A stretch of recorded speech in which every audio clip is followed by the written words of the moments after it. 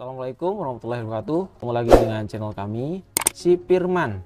Pada kesempatan kali ini saya akan menyampaikan berita bahagia ya untuk yang PP99, karena sudah ada penyempurnaan untuk sistem database pemasyarakatan yang sesuai dengan Undang-Undang Nomor 22 Tahun 2022 tentang pemasyarakatan. Jadi kalian yang sudah punya SK yang PP99 ya, yang penjaminnya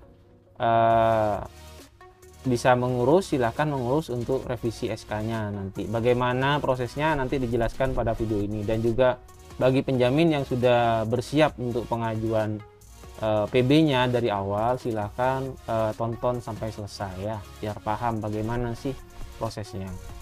Tapi kalau pengajuannya itu sama, tapi prosesnya seperti apa dijelaskan singkat di sini.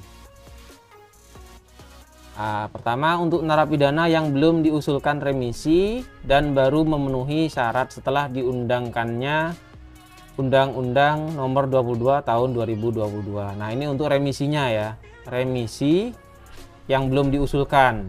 Jadi untuk PP99 ya, terutama yang tipikor belum bayar denda, nanti dapat remisi umum 17 Agustus 2022. Bagaimana prosesnya ada di sini. Yang pertama, remisi diberikan bagi seluruh narapidana yang telah menjalani lebih dari 6 bulan masa pidana. Nah, untuk remisi umum ini yang lebih dari 6 bulan dan kurang dari 12 bulan, remisi tahun pertamanya adalah 1 bulan.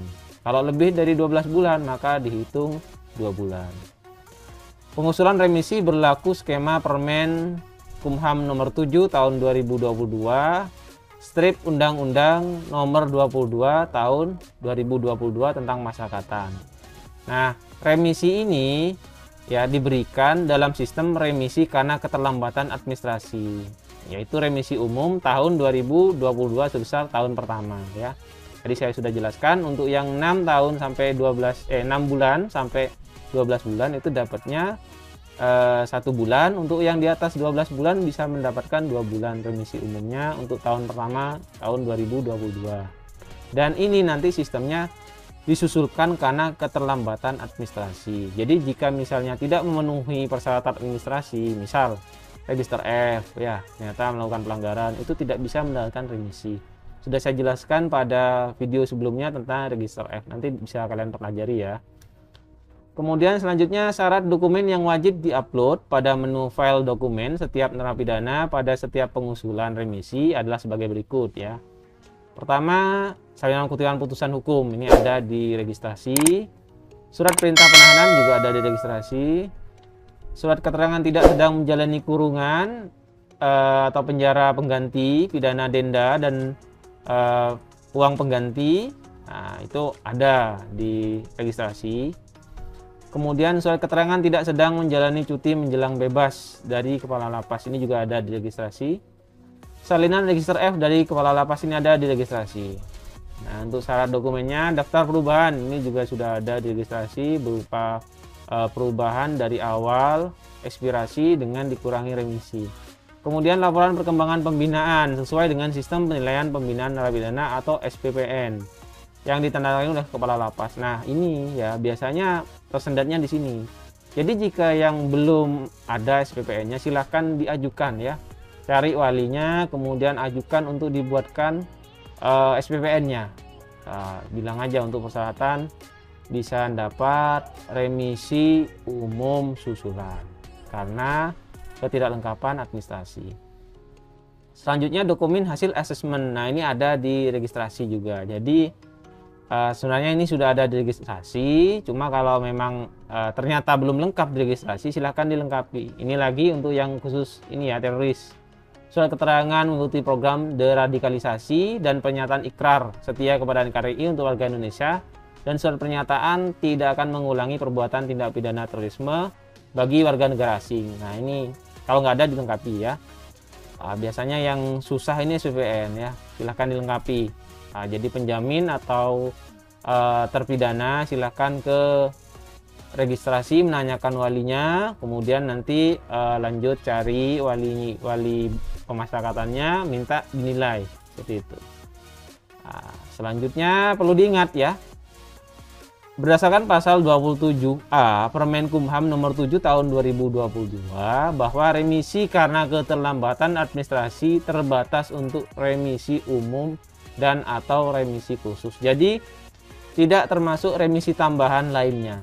Misal remisi donor darah atau remisi karena sepuh ya. Nah, itu tidak termasuk. Jadi yang bisa disusulkan hanya remisi umum dan remisi khusus saja. Dalam hal ini untuk tipikor itu hanya bisa remisi umum saja ya. Untuk yang narkotika PP 99 atau 5 tahun ke atas pidananya itu bisa remisi umum dan remisi khusus.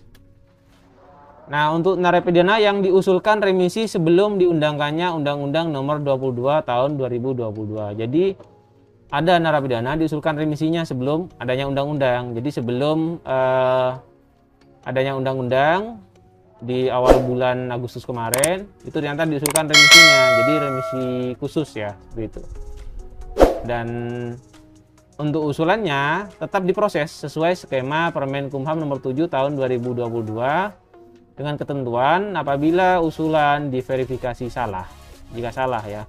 Jadi pihak lapas atau rutan harus melakukan perbaikan usulan pemberian remisi. Nah, paling lama 3 hari terhitung sejak tanggal pengembalian. Jadi sambil dipantau saja ya di registrasi ini. Kemudian apabila melewati jangka waktu tersebut belum diterima oleh pusat dan atau masih terdapat kesalahan, maka usulan diproses dan dikembalikan untuk diusulkan ulang. Jadi ada usulan ulang lagi dari pihak registrasi. Itu ada di bagian remisi keterlambatan administrasi. Ingat ya tadi ya, keterlambatan administrasi bukan berarti pelanggaran administrasi ya, karena tidak lengkap. Jadi kalau register F itu kan pelanggaran, jadi nggak mungkin bisa dapat ini remisi kalau memang ternyata di register F. Kemudian dengan skema Permenkumham nomor 7 tahun 2022 dan Undang-Undang dan Undang-Undang nomor 22 tahun 2022 ya, tentang pemasyarakatan. Untuk narapidana yang sudah terlanjur terintegrat usulan PB dan CB dengan skema Permenkumham nomor 7 tahun 2022. Nah, ini untuk yang sebelum adanya update apa yang harus dilakukan. Nah, ini kondisinya ada 2 kondisi. Yang pertama, apabila ada narapidana yang sudah terlanjur tergenerate usulan PB-nya atau CB-nya dengan skema Permenkumham nomor 7 tahun 2022, sedangkan usulan tersebut belum dilengkapi data pribadi, file dokumen, terus belum masuk ke peserta atau jadwal sidang, usulan itu dihapus. Kemudian input ulang dengan menggunakan skema Permenkumham nomor 7 tahun 2022 dan Undang-Undang nomor 22 tahun 2022. Kondisi kedua, nah ini apabila ya ternyata usulan PB-nya itu diusulkan dengan Permenkumham nomor 7 tahun 2022, kemudian sudah masuk ke peserta sidang TPP atau sudah disetujui di sidang TPP di lapas, rutan atau RPKA, maka tetap dilanjut dengan menggunakan skema Permenkumham nomor 7 tahun 2022.